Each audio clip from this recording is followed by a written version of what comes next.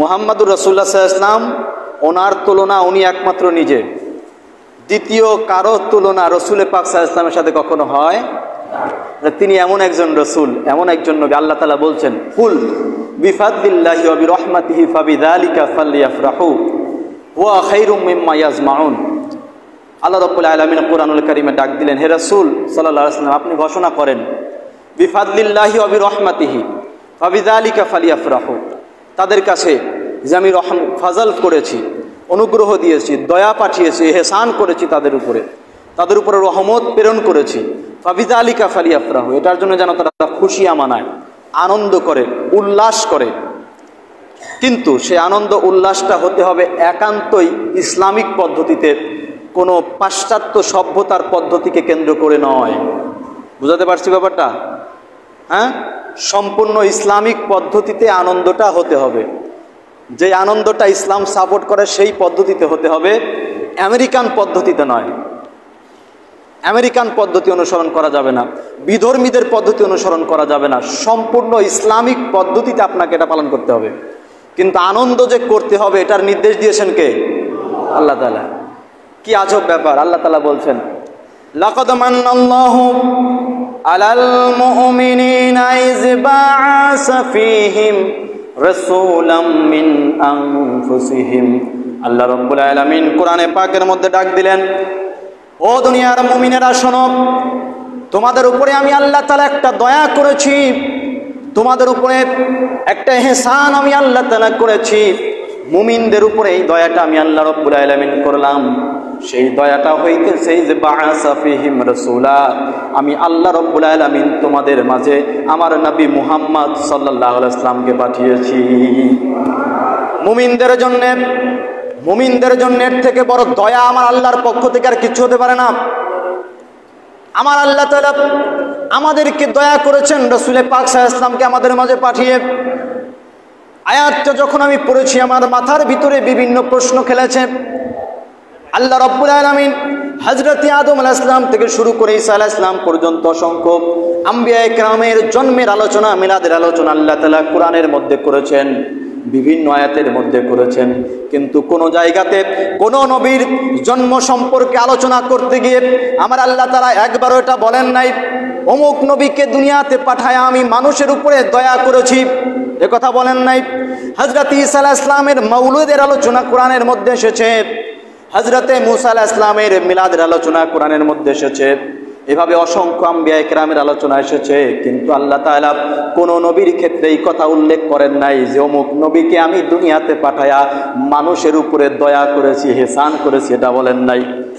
একমাত্র একজনের ক্ষেত্রে আমার আল্লাহ তাআলা এই ল্যাঙ্গুয়েজটা ব্যবহার করেছেন, এই ভাষাটা ব্যবহার করেছেন, লাকাদ মান্নাল্লাহু আলাল মুমিনিনা ইয বা'আসা ফীহিম রাসূলা। শোনো দুনিয়ার মানুষ, আজ তোমরা যারা ঈমান এনেছো, তোমরা যারা বিশ্বাস স্থাপন করেছো, তোমাদেরকে আমি আল্লাহ তাআলা শোনায়া দেই, তোমাদের উপরে বড্ড দয়া আমি আল্লাহ করেছি যে তোমাদের মাঝে মুহাম্মদুর রাসূলুল্লাহকে পাঠিয়ে দিয়েছি। আজ সমাজের মানুষ, আপনাদেরকে যদি জিজ্ঞাসা করা হয় এই যে কথাটা বললাম আল্লাহ তাআলা বলেছেন রাসূল সাল্লাল্লাহু আলাইহি ওয়াসাল্লামকে পাঠায় আমাদের উপরে দয়া করেছেন, বলবেন এটা কেন বলেছেন আল্লাহ তাআলা?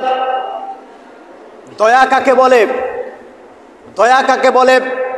আপনি যদি কখনো কোনো সময় এমন একটা পরিস্থিতি যদি আপনার কখনো চলে আসে, আপনি হাসপাতালের বিছানায় শুয়ে আছেন, মৃত্যুর সাথে পাঞ্জা লড়তেছেন, কিন্তু আপনার পকেটে টাকা নাই চিকিৎসা নেওয়ার জন্যে, যদি এমন কোনো পরিস্থিতি আল্লাহ না করুক যদি আপনার জীবনে কখনো চলে আসে, হাসপাতালের বিছানায় শুয়ে শুয়ে আপনি কাতরাইতেছেন, মৃত্যুর সাথে পাঞ্জা লড়তেছেন, পকেটে একটা টাকা নাই, চিকিৎসা আপনি নিতে পারতেছেন না, এমন একটা মুহূর্ত যদি আপনার কাছে চলে আসে, কত বড় অসহায় নিজেকে মনে হবে একবার ভেবে দেখেন। হ্যাঁ, আপনি মৃত্যুর সাথে পাঞ্জা লড়তেছেন কিন্তু চিকিৎসা নিতে পারতেছেন না। কি বলেন, এর থেকে অসহায় সময় আর কিছু হতে পারে বলেন? এই অসহায় মুহূর্তে যদি কোনো ব্যক্তি, যদি কোনো মানুষ, যদি কোনো সহৃদয়বান ব্যক্তি এসে আপনার পাশে দাঁড়ায়, আপনার প্রতি দয়া করে, আপনার প্রতি ইহসান করে, যদি সে বলে যে তোমার চিকিৎসার যত খরচ আছে সব আমি বহন করব, আপনি কি তার উপরে খুশি হবেন নাকি বেজার হবেন?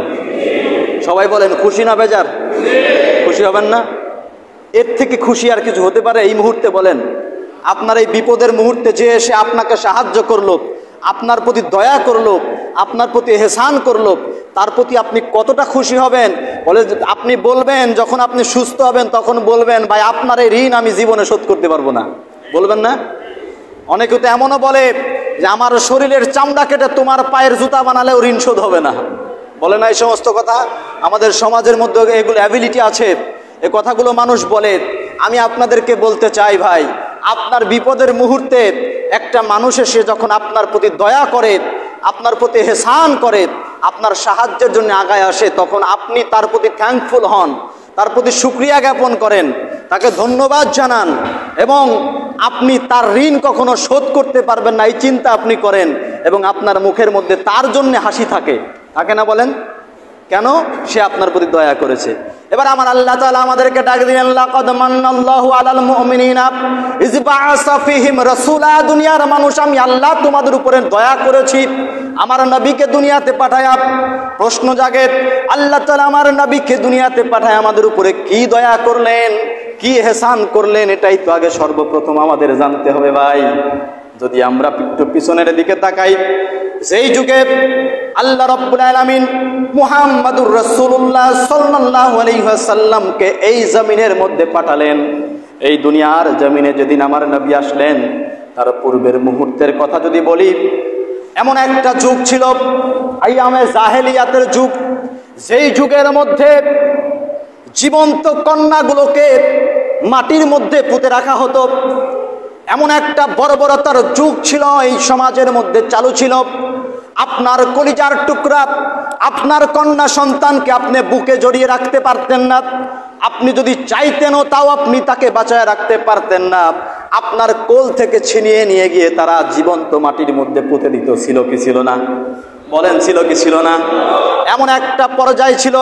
সেই পর্যায় থেকে, ওই পর্যায় থেকে পরিত্রাণ দেওয়ার জন্য, ওই পর্যায় থেকে দুনিয়ার মানুষকে মুক্তি দেওয়ার জন্য আমার আল্লাহ পাঠালেন মুহাম্মদুর রাসূলুল্লাহ সাল্লাল্লাহু আলাইহি ওয়াসাল্লামকে।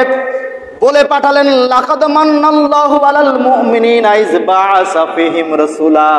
তোমাদের উপরে দয়া করলাম, আমি আমার নবীকে তোমাদের মাঝে পাঠাইলাম। আমার নবী আসলেন দুনিয়াতে, আসার পরে সেই কন্যা সন্তানদেরকে মর্যাদায় আসীন করেছেন কে? বলেন কে করেছেন? মর্যাদায় আসীন করেছেন কে? বলেন রাসূল সাল্লাল্লাহু আলাইহি ওয়াসাল্লাম। আমাদের উপরে দয়া হয়েছে কি হয় নাই? বলেন না কেন? আপনি এখন আপনার কন্যাকে ভালোবাসেন, আপনি তাকে এখন আদর করে জামা কাপড় পরায় দিচ্ছেন, তার মুখে খাবারের লুকমা তুলে দিচ্ছেন। আপনি আজ আপনার সন্তানকে, কন্যাকে ভালোবেসে বলছেন সে আমার রাজকুমারী, সে আমার ঘরের রানী।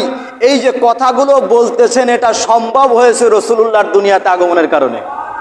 কথা বলেন, এটা আমাদের উপর আল্লাহ তাআলা দয়া করেছেন কিনা বলেন? এজন্য আল্লাহ বললেন, লাকাদ মান্নাল্লাহু আলাল মুমিনিন। মুমিনদের উপর আমি আল্লাহ তাআলা দয়া করেছি। বলে কি দয়া? আজ তাদের মাঝে আমার রাসূলকে পাঠাইছি। শুধু কি একটা জিনিস? এই একটার ক্ষেত্রেই দয়া করেছেন, আর দয়া করেন নাই? সমাজের এমন একটা পরিস্থিতি ছিল, সমাজের এমন একটা পরিস্থিতি তখন ছিল, আমাদের মতন জ্যান্ত মানুষগুলোকে বাজারে পণ্যের মতন বিক্রি করা হতো। হতো কি হতো না? নিলামে তোলা হতো, বাজারে নিয়ে নিলামে তোলা হতো। ধরেন আমি আলামিনকে নিয়ে যাওয়া হয়েছে, ডাক দেওয়া হয়েছে, আমি একে 10 দিরহাম দেব, এর থেকে বেশি দেওয়ার মতন কেউ আছে কিনা? একজন বলতো 20 দিরহাম দেব, একদম বলতো 50 দিরহাম দেব। মানুষ বেচা কিনা হতো। সেই জায়গা থেকে আপনার একটা আইডেন্টিটি দাঁড় করিয়েছেন, আপনার একটা পরিচয় দাঁড় করিয়েছেন, আপনাকে সম্মানের মর্যাদায় আসীন করেছেন মুহাম্মাদুর রাসূলুল্লাহ সাল্লাল্লাহু আলাইহি ওয়াসাল্লাম। আর আল্লাহ তাআলা এজন্য বললেন, আমার নবীকে তোমাদের মাঝে পাঠিয়ে আমি তোমাদের উপরে দয়া করেছি, এহসান করেছি। যদি আমার নবী